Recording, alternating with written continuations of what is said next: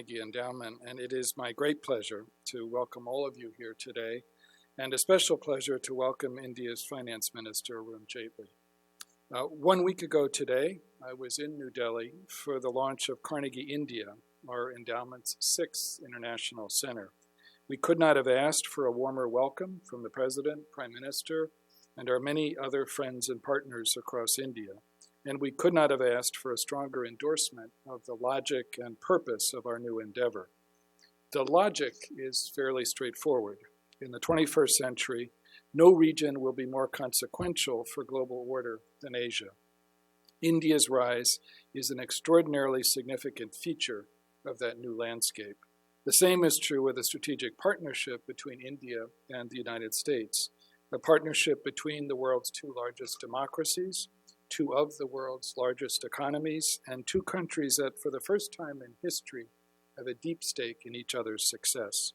India plays a critical role in nearly every region and issue of consequence, from the future of democracy to nuclear nonproliferation, great power politics to climate, and the impact of technological innovation on international affairs. Understanding India's perspectives will be essential to meeting these and other challenges head-on. Carnegie India's purpose is equally straightforward. It is an Indian institution, led by a prominent Indian strategist in Raja Mohan and staffed by the most promising young Indian scholars and practitioners. Together, they'll focus their initial efforts on 3 areas: India's political economy of reform, its foreign and security policy, and the role of innovation and technology in India's internal transformation and international relations. In each of those areas, Carnegie India will benefit from the perspective of other Carnegie centers, just as our other centers will benefit from Carnegie India. Together, the growing Carnegie platform can help thinkers and doers alike make better sense of an increasingly disordered world. The theme for the Carnegie India launch was India as a leading power. In a country where there are even more opinions than there are people, and there are a lot of people in India, there is one proposition that goes undisputed. The essential prerequisite for India's success abroad is its economic dynamism at home. One of the people chiefly responsible for delivering that dynamism is Minister Jaitley. When he assumed the finance portfolio in May of 2014, India's economy was defined by slowing growth, large deficits, and high inflation. 2 years later, the picture has changed considerably. Under the leadership of Prime Minister Modi and Minister Jaitley, India is today the world's fastest growing major economy. Inflation has moderated, and the government has remained committed to an ambitious deficit reduction plan. Just weeks ago, Minister Jaitley presented his 3rd budget since taking office, a budget that seeks to ensure that India remains on a sustained trajectory of high and inclusive growth. The minister's task was significant, especially at a time of fierce global economic headwinds, fierce regional headwinds, and the equally fierce political headwinds that are the mark of any large and complex democracy. While the challenges are indeed significant, the opportunities for India's economy are vast, and I'm confident that if India builds on progress to date, the opportunities for India as a leading power and partner in the region and in the world are equally vast. I'm hopeful that Carnegie India can play its role in helping India seize these opportunities, and I'm grateful that Minister Jaitley has kindly agreed to share with us his views on the road ahead. So please join me in welcoming Minister Arun Jaitley.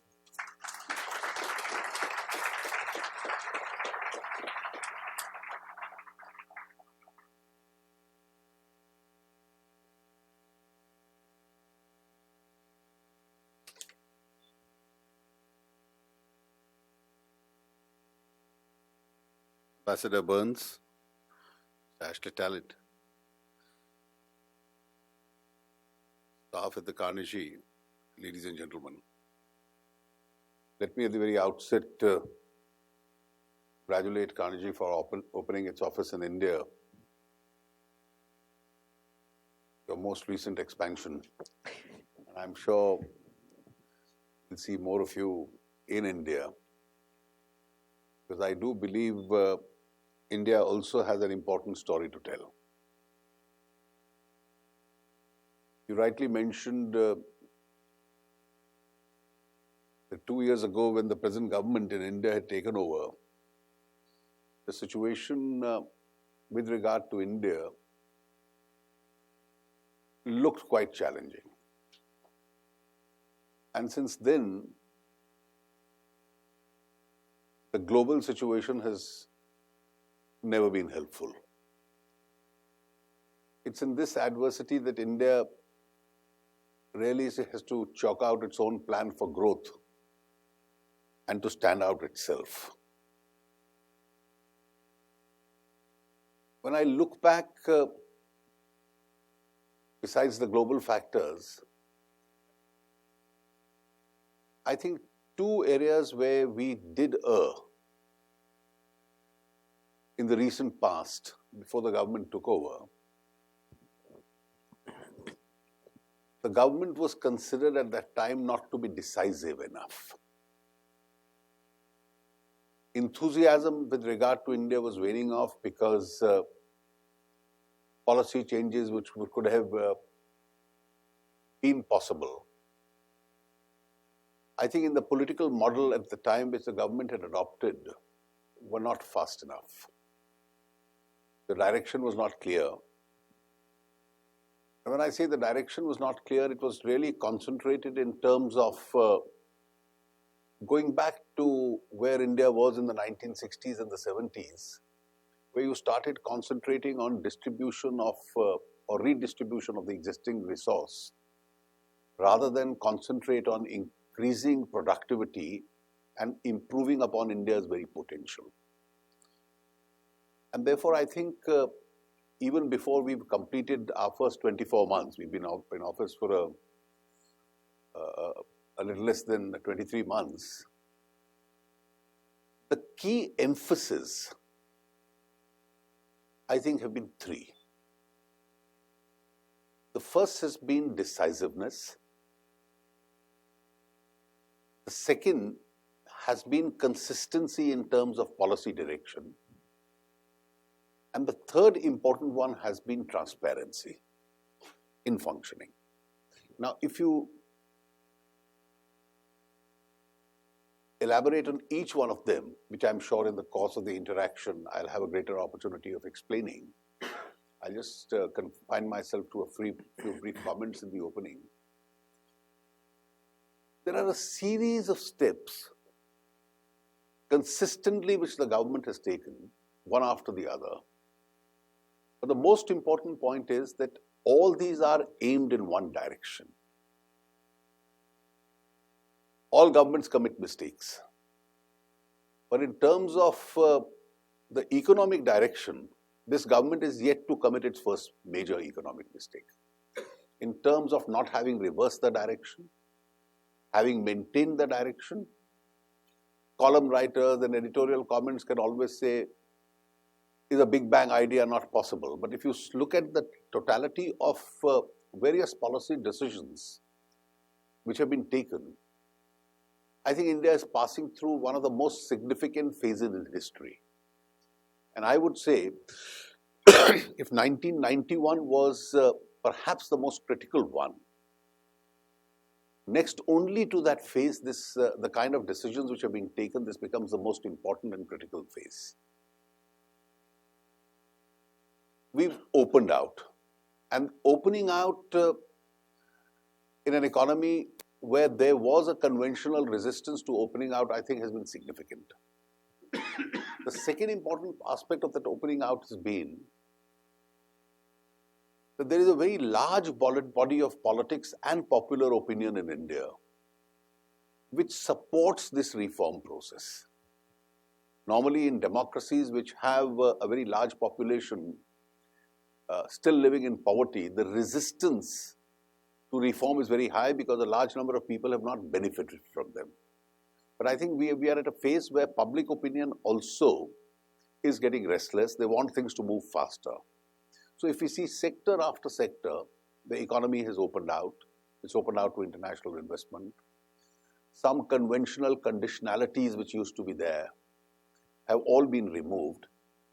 And I think the most important aspect of this has been that not at one stage has there been any resistance or even a sectoral protest from any section of people. And I think that's the high point. India had a reputation for not being the easiest place to do business in. Now, this was contributed because of several factors. And I would suggest that three important factors in this which were holding us back. One, we had a bad image because of corruption. Two, our procedures were too long-winded. And three, even if the government of India wanted to reform, the actual business activity had to be in the states. Some of the regions were not cooperative enough. I think the significant change which has taken place is, one, a lot of transparency has come into the system, and every decision has been in the direction of eliminating governmental discretions. And therefore, you have a government which is operating, which is now free from any kind of needless controversies, a government where decisions are not questioned for being for collateral reasons. And I think the second important aspect is that most state governments, the pace may be different, are now competing with each other to make sure that the first right of investment comes into their states. So it's not only the central government which has eased the processes.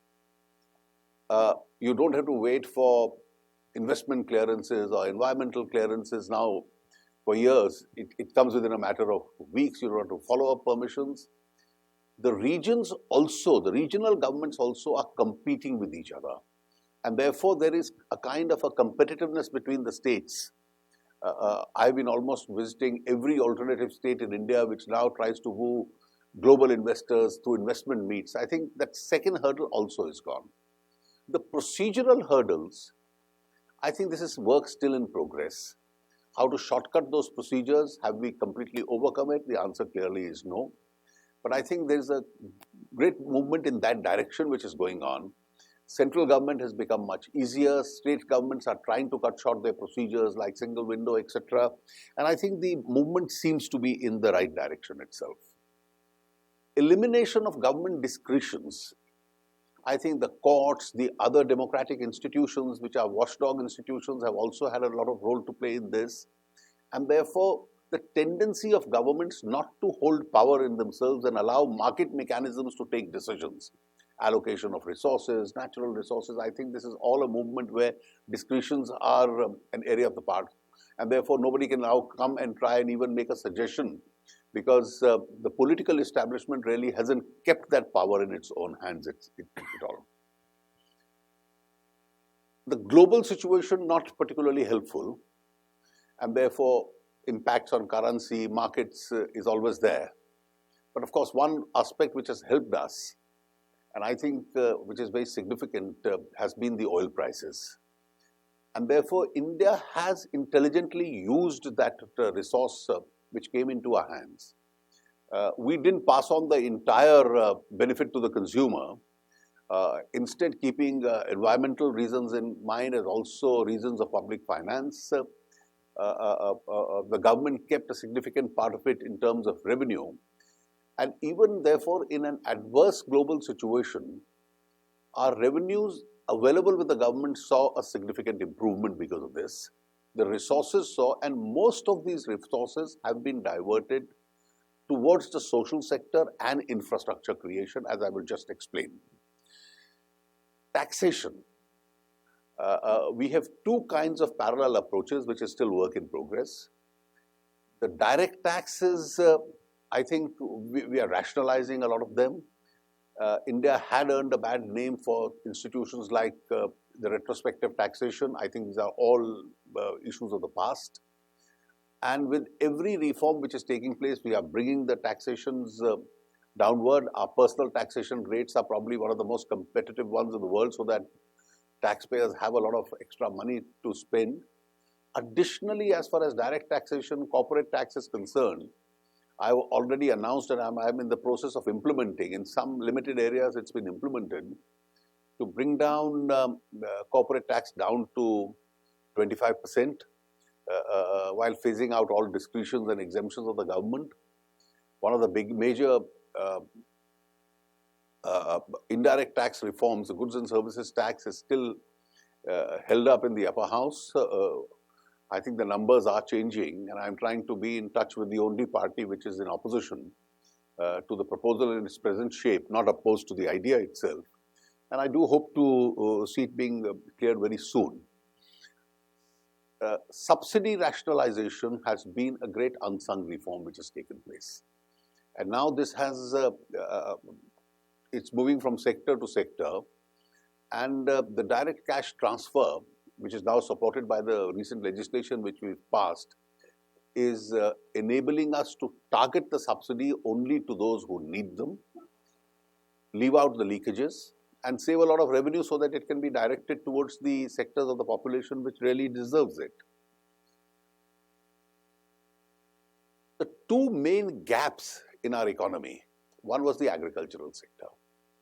And last 2 years particularly saw a very bad monsoon, a weak monsoon. And therefore, while other sectors were doing relatively okay, the agricultural sector had suffered. And this impacted on rural economy, which impacted on rural purchasing powers, which in turn impacted on the overall growth rate itself. Our 7.5% growth rate range of the last 2 years could have been significantly higher, but for this inadequate monsoon in the last 2 years.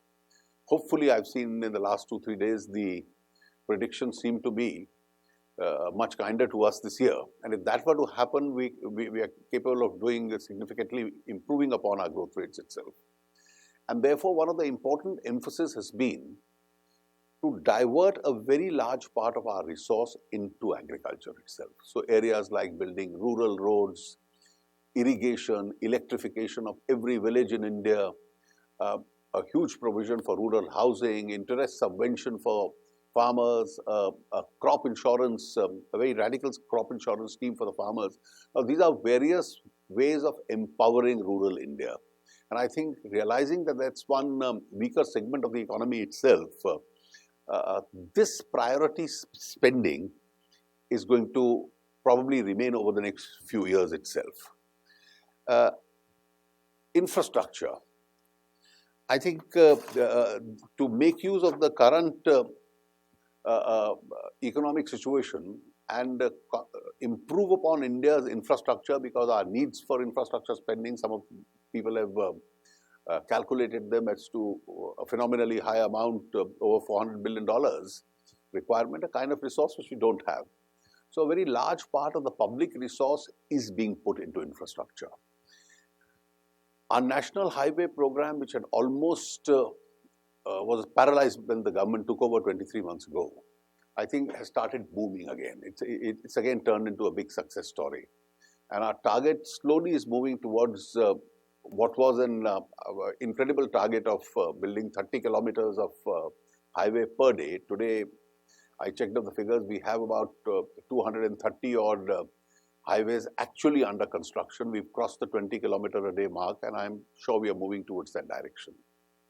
For rural roads, we've allocated between the center and the states this year 3 times the kind of resource which we were allocating in the past, because this is one area where private sector doesn't invest, and therefore public spending itself is to take place.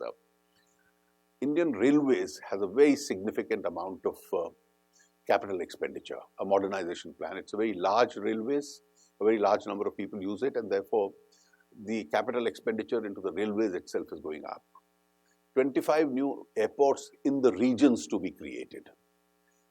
You already have some 60 to 70 operational airports.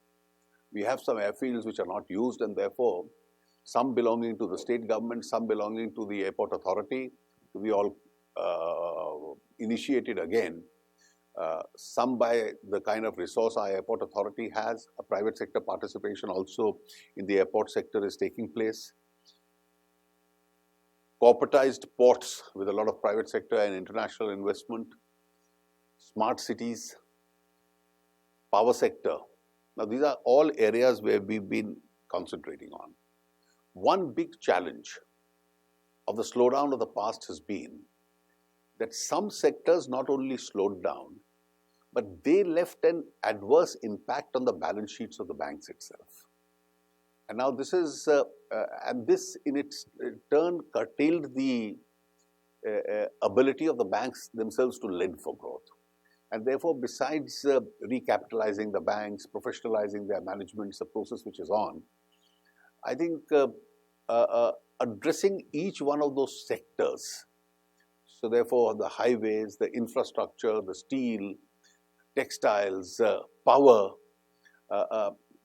elaborate steps have been taken. I'm not going into them in the opening statement. If somebody has a clarification about each of the sectors, what we've planned, which we've been doing.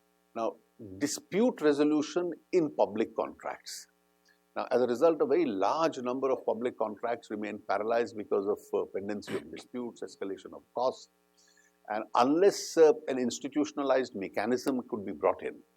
Now, this required amendment to a series of laws, which also has India's judicial system very powerful, very independent, but awfully slow. And therefore, that had to be expedited. So we've amended some of the laws. The Arbitration Act has been amended to provide for a fast-track arbitration. Every high court in the country, the law has been amended to provide for a commercial division which will be there in every bench, which will be a special bench in every high court to resolve the disputes. You have the insolvency laws is almost in the final phase, and I hope to see it being legislated in the month of May itself. Resolution of disputes of large public contracts, empowering the banks to be in a position to commercially settle disputes. Now, there are several other laws which require a significant change, and that exercise itself is on. We've significantly empowered the states. So, Indian regional governments, which are also very close to the people because they are the ones where the economic activity has to be carried out, a significant amount of resource. Additionally, the restructuring of governmental finances has taken place. So, more money now goes to the regions than is available with the central government, and I don't grudge it because their ability to spend both in the social sector and otherwise is also significant. I think before I conclude, besides the normal campaigns the government takes up, I think the financial inclusion program of the government, which includes bringing in and preparing India for a larger social security system, which was erstwhile absent. We are in the initial stages. I call it the initial stages because when the government took over 23 months ago, most of India was not even connected to the banking system. So our financial inclusion, to include the 42% not connected to the banking system, has been extremely successful. So everybody virtually has been connected to the banking system. That was just a campaign which succeeded. Offering them low-cost life insurance policies, accident policies to people, to make them aware of this, particularly the poorest in India. I think the numbers itself are staggering. You have almost 20-21 million people who were connected to the banking system. You have about 11-12 million people who were, 110 odd million people, 210 who were connected to the banking system, 110 who were connected to these insurance policies. We've started funding the unfunded sections of the society because the system to give jobs to all, I think in terms of micro and slightly higher than micro financing, the first year itself has been extremely successful, and we are relying on this experiment considerably, concentrating on social sector for health schemes for the weakest 1/3 of the Indian population, crop insurance for the farmer. And I think overall, how does it look like when I see the global situation and India in that global situation? First year, we grew by about 7.2, 7.3%. This year, hopefully, it looks like 7.5, 7.6. With a better monsoon prediction for the next year, we could improve upon that. Fiscal deficit, we've taken up this additional expenditure, stuck to the targets. And I think that's something which has been globally recognized and well appreciated. a country which had 5.5%, 6% fiscal deficit down now this year targeting 3.5%. Current account deficit very well under control, inflation under control, interest rates going downwards. So each one of the macroeconomic parameters has its own story to tell. How do I see what are the variables? And that's the last point I have to make. I think amongst the variables, the first, of course, will be, is growth going to return to the rest of the world or not? And that, of course, will determine whether the winds are favorable as far as our own economy is concerned. Are they helpful, or do we still have obstructive headwinds ahead of us? Which way do the oil prices, at what prices oil stabilizes, I think is a second variable.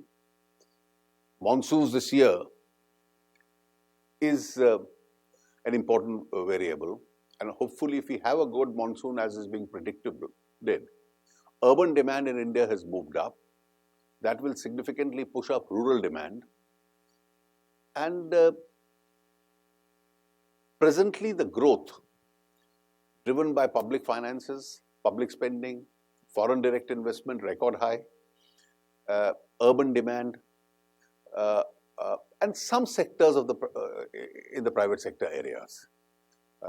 Telecom has been doing well, pharmaceuticals have been doing well, auto sector has been doing well, the IT, the startups have been all doing well. And I think if rural demand improves, we could see that impacting on other sectors of the private sector also, because the private sector is still a little overstressed. And once that stress dilutes itself, I think India could hope to better its present growth rate, which currently is around 7.5. And I do hope any of these variable factors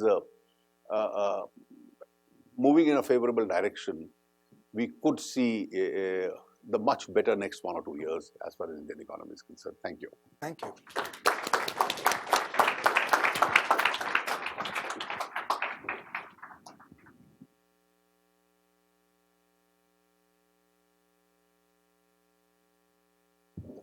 Well, let me join Ambassador Burns in welcoming you again to Carnegie. It's always wonderful to hear you speak, and today you provided an incredibly comprehensive overview of the Indian economy. I want to congratulate you actually for the 2 years of quite remarkable domestic economic management. As you've pointed out, many have argued that India's success in the last 2 years has been a function of a favorable international environment, low oil prices, low commodity prices, and so on. And that's true, but the same could be said for many other countries in the world which haven't done as well.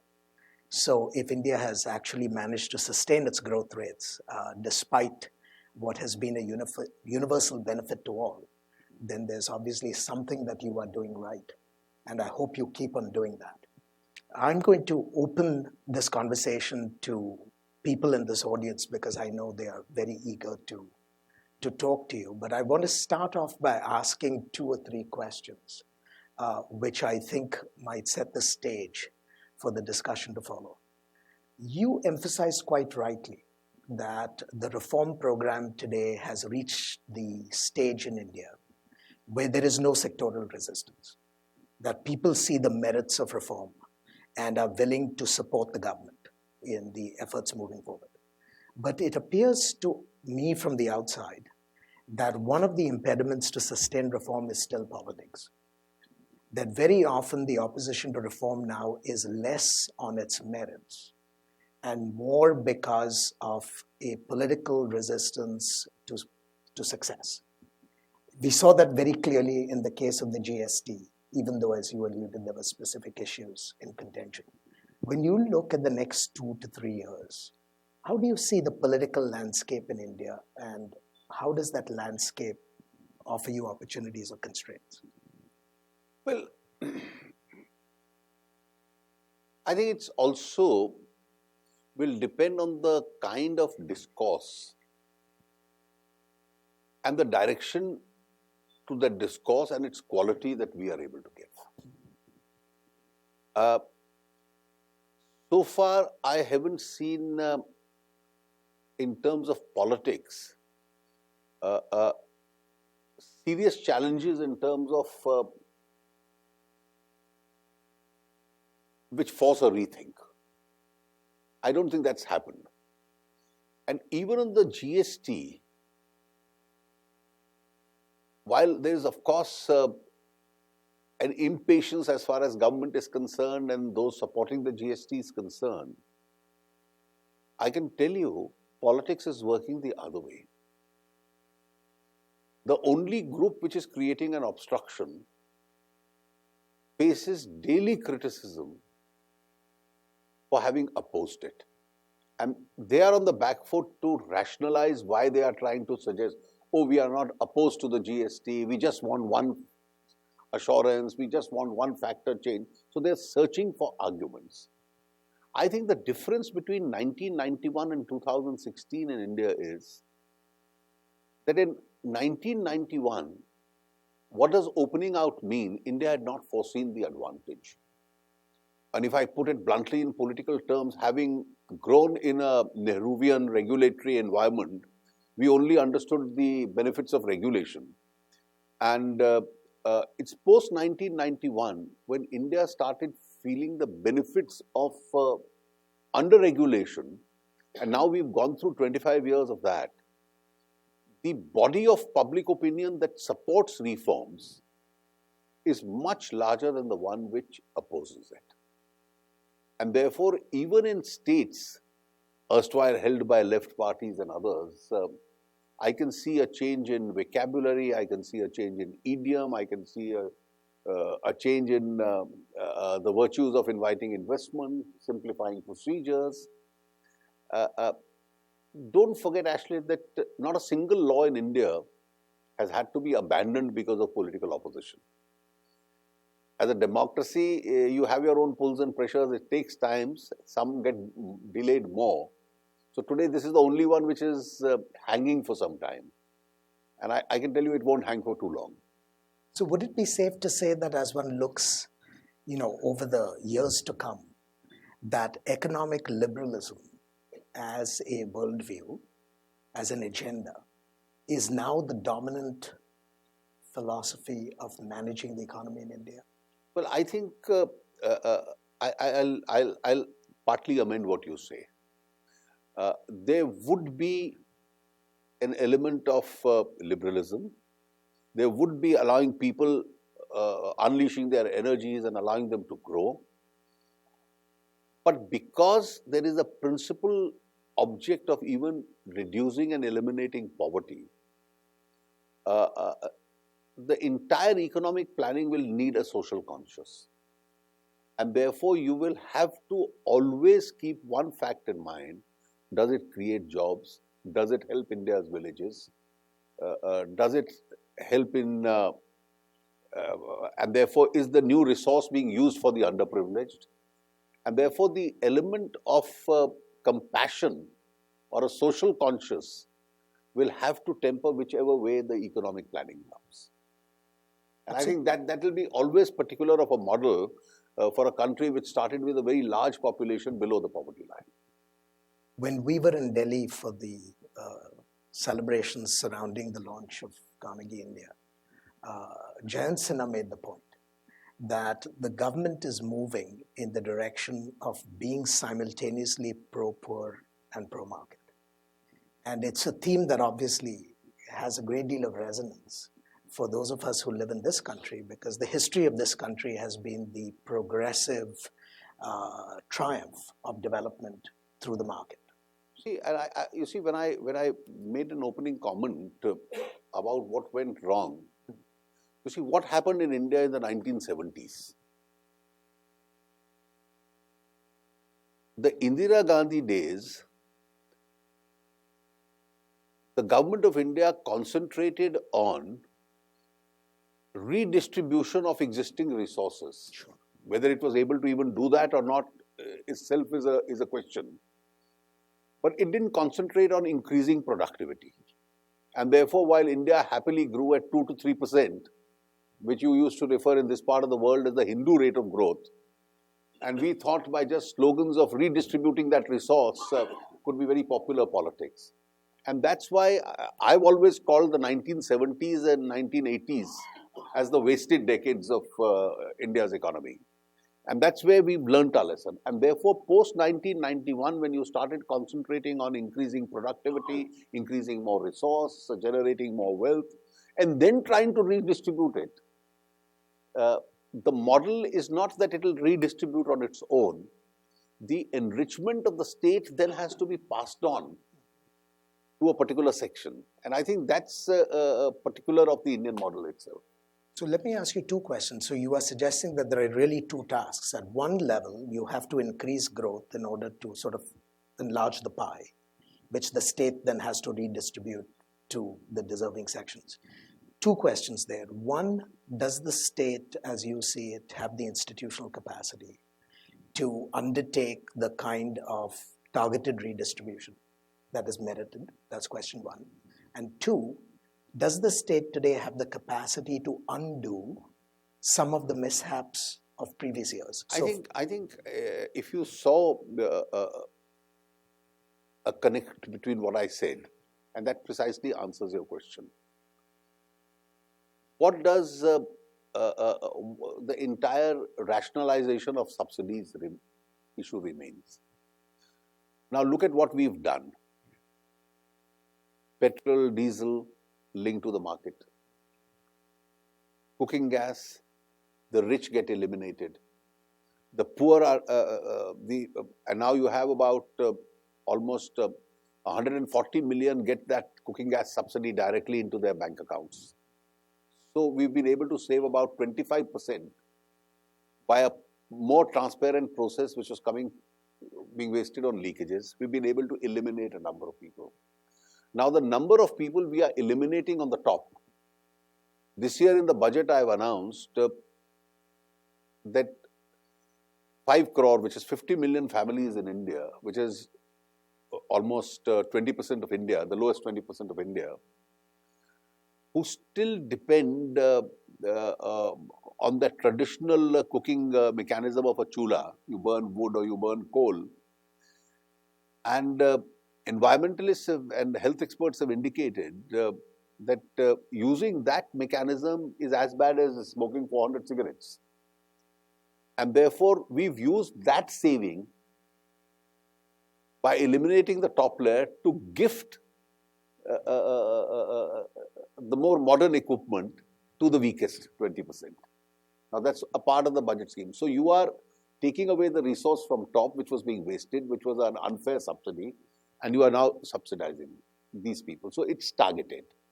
Secondly, this entire emphasis on spending in the rural areas. So what are we doing? We've selected 18,000 villages in India which don't have electricity. And we've given a target till 2019 that each one of the villages will have electricity. Out of 18,000, we've already crossed 5,500 as I speak to you. So the number is far reduced, and we'll do it ahead of that target. Now we are making sure that by 2018, every village in India is connected with a regular road.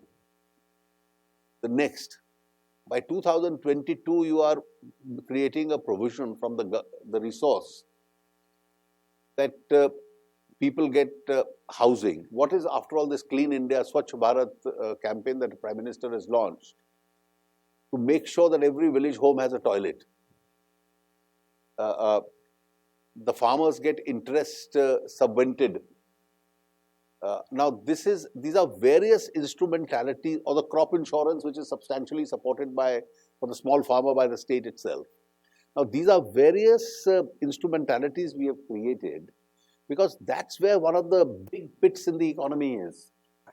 And therefore, what we are now saving from the oil prices, I could have been a reckless populist and said, well, everything is passed on to the consumer, and the consumer of oil is normally a wealthier person by Indian standards. So rather than pass it to him, I've passed on part of the advantage to him. He's got part of the advantage. The other part we've taken out and just put it into this area. And I thought that was much better in terms of the economic model that India needs. And it satisfies both the economic requirement as well as the social requirement. But let me ask you the other part of the question, which is, as you are trying to undo the legacy issues that you've inherited, what about the huge challenge of disinvestment, the enormous pool of public enterprises that may not be as productive, as rationalized as their counterparts in the private sector? Now, you've set yourself some very ambitious disinvestment targets for the coming year. What is your own sense about the market's ability to generate those kinds of returns that we're looking for? You see, this is an area where we run into challenges not because of any kind of political resistance, but because of the global economic situation. For instance, in the first 2 years, in terms of sheer volume of what we've disinvested, and don't forget, these were 2 years where the markets were extremely volatile. And therefore, you have to be very careful. I can't sell at very low prices. We've still managed to divest more than what most governments have done it in the past. In fact, the best model came in the Vajpayee government. And in these 2 years, I've already, in terms of quantity, raised more money from divestment than the ones which we raised even during that 6-year period. But that's not enough. You see, there would be some strategic disinvestments. In some cases in the budget this year, we've said, we may have recycling of assets taking place. You can segregate an asset and sell it. What has held us slightly back last year was a number of companies which were on our disinvestment plan are in sectors which were globally doing very badly. And therefore, when the global markets are not in the best of health, as far as those sectors are concerned, it was probably not the right time to divest. I'm going to end my conversation with you in a minute because I want to give others a chance. But there is one last question which arises from what you just said. When you look out a decade or so from now, what role do you see trade and India's integration into the global trading system playing in terms of your vision for long-term growth? We have Fred Bergston in the room here, whom I'm sure will ask you some pointed questions on the subject. But when you think of India's opportunities with respect to the external sector, how do you see India fitting into the evolving trade regime, and what is that impact on India's own growth? But I think that's also an area where the Indian mindset is evolving. You see, for two good reasons. There was a time, let's say even 2 decades ago, where we always looked for shields to guard us against any form of opening out and otherwise. The fear of the unknown was very vital for us. I think over the last few years, not necessarily the last 2 years, even before that, as Indian economy is becoming bigger and bigger, I think India has now evolved its own role.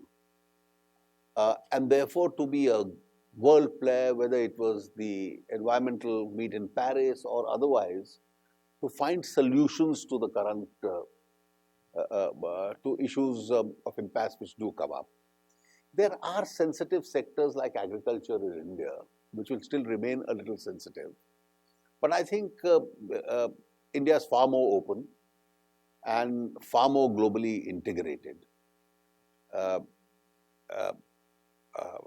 think and you see that what's worrisome, if I may say so, is not economies like India becoming protectionist. It's the world's most powerful economies becoming protectionist.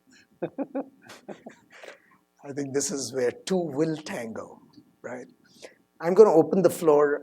Just identify yourself and keep your questions as precise so we give the largest number of opportunities. Sadhana? And just wait for the microphone, please. Thank you. Thank you, and welcome back to Washington, Minister. Thank you for that comprehensive overview.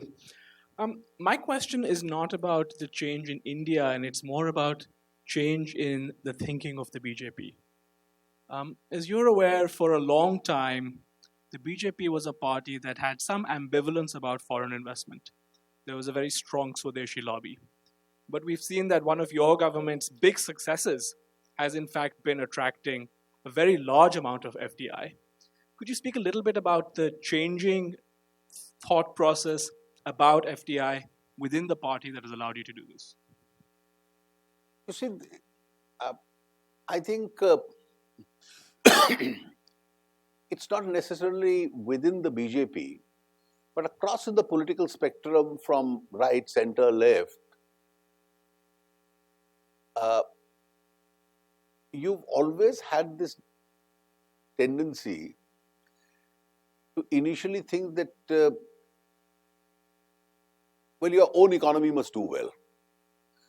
And that created all these, what I refer to as the fear of the unknown phenomena. If you read memoirs of different people in relation to what Prime Minister Narasimha Rao and then Finance Minister Dr. Manmohan Singh did, the biggest resistance then came from within the Congress party. In fact, in one of the meetings of the Congress Working Committee, Dr. Singh found himself virtually without any support, and he had to really tell them that I am taking the country to a much better path, and he couldn't convince anyone, to which it's curiously reported that the only person who supported him at that time was Manishankar Iyer. I still don't understand the reason why he did that. Or if it is true. Considering his views. Now, having said this, I think there is a big realization as we've evolved, and that's what, when I answered Ashley on the issue of trade, the starting point for any economic activity is investment. And in a developing economy like India, there are inherent limitations as far as availability of that investment is concerned. And therefore, let's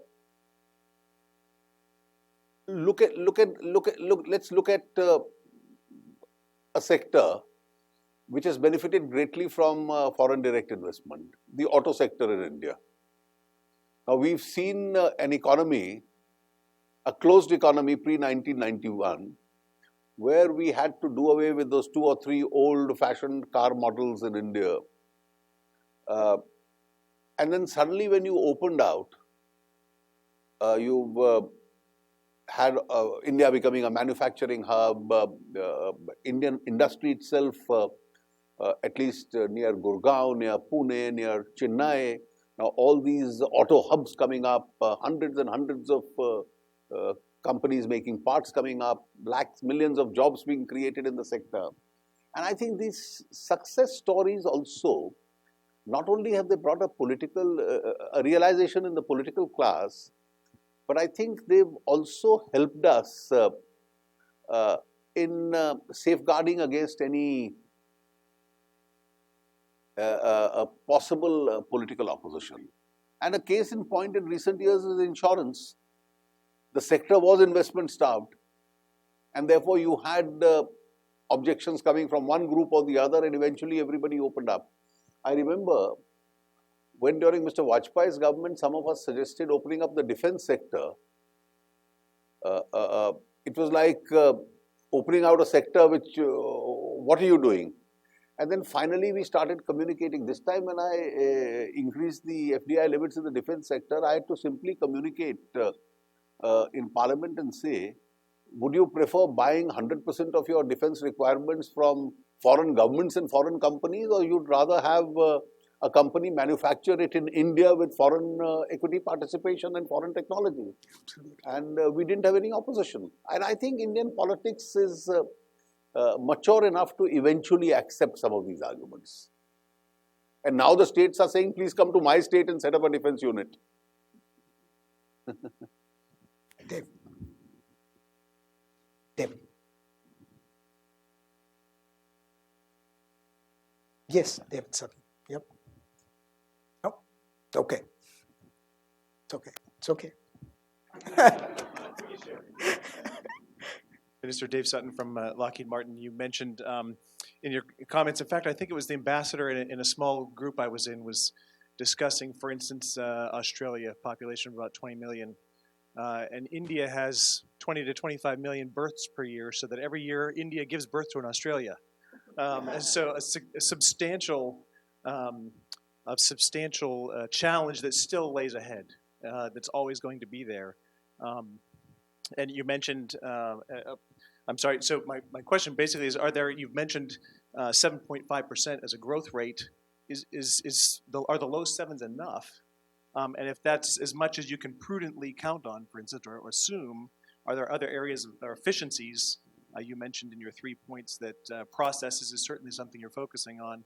Are there some of those, or are there particular areas in those that you're focusing on to further this opening up so that these foreign defense manufacturers, for instance, or anyone can come partner and continue to grow so that that underprivileged class can participate not just in redistribution, but in actually further growth? You see, on 7.5%, by world standards or by global standards in the current situation, are we doing well? The answer is yes. But by our own requirement standards, are we doing well enough? I think we can do better. And that's why in an adverse global situation, probably you've settled for that rate. But hopefully, if any of these variable factors, growth returning to the rest of the world at some stage, a better Indian monsoon, continued favorable environment of oil prices. Now, these are variables.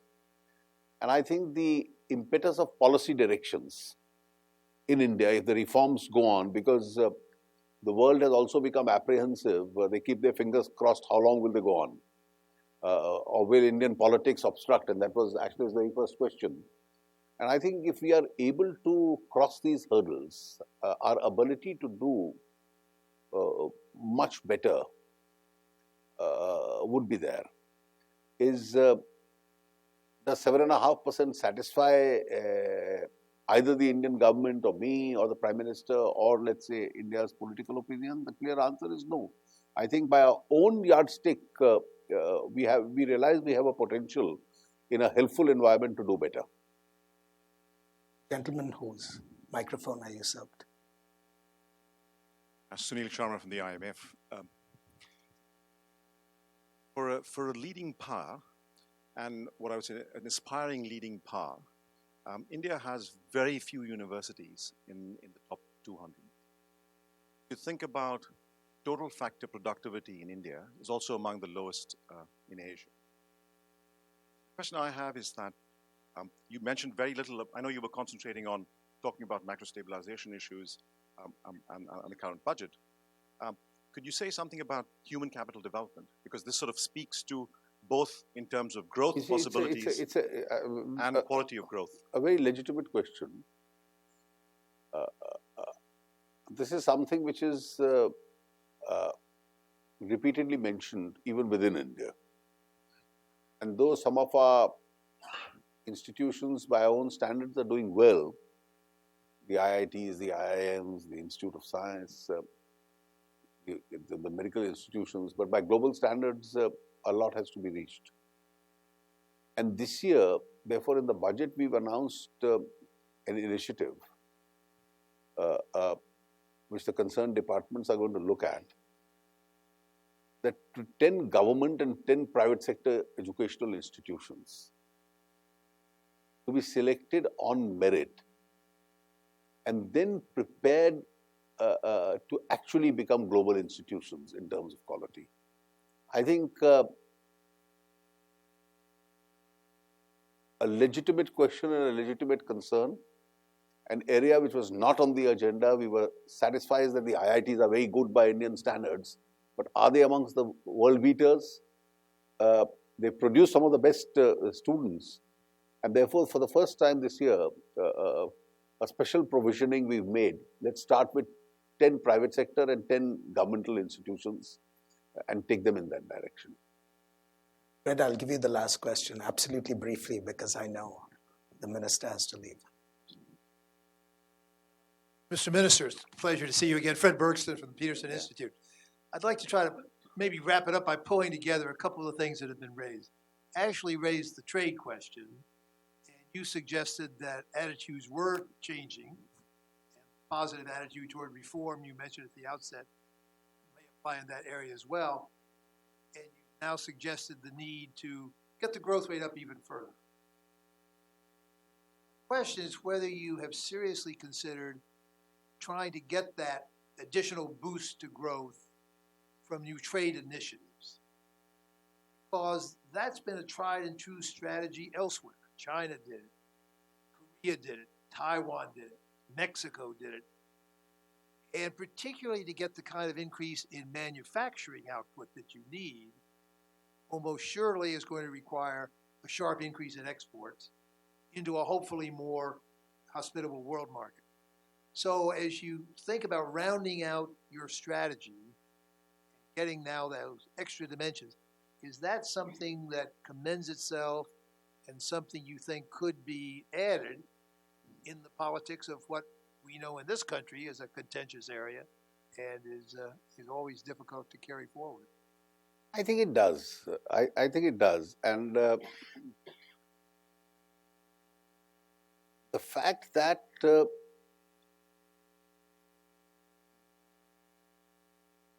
in this otherwise a globally adverse environment,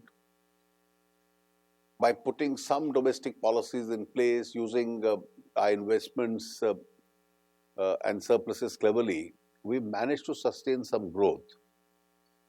One of the biggest areas of worry has been the declining exports. Both value terms and volume terms. I think the global situation has impacted on that. And therefore, I'm sure to us in the political system and the government, what you've indicated now makes a lot of sense. On behalf of all of us, the minister has a very hard stop because he has to go to a series of meetings at the Treasury. But on behalf of all of us, Mr. Jaitley, I really want to thank you for clarity and candor. And you have always been very welcoming of us. We've come to them, Carnegie and me personally, and I want to invite you. You have a podium here. Anytime you want to come back, we would be delighted to see you. And I want to wish you and your delegation all the best for the discussions in the next 2 days. Thank you all.